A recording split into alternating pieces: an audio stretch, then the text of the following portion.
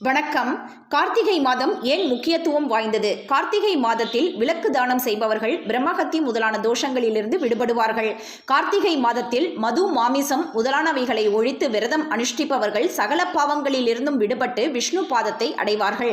கார்த்திகை மாதத்தில் மாமிச ஆகாரத்தை கைவிடாதவர்கள் புழு பூச்சிகளாய் பிறவி எடுப்பார்கள் என்று பத்மபுராணம் கூறுகிறது.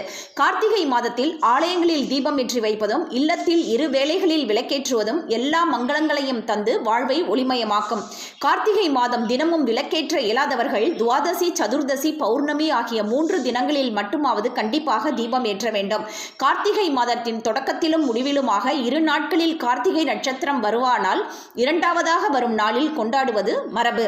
முடவன் முழுக்கு கார்த்திகை மாத முதல் நாளில் காவேரியில் நீராடினால் ஐப்பசி மாதத்தில் நீராடும் துலா ஸ்நான பலனை ஒரே நாளில் பெற முடியும்.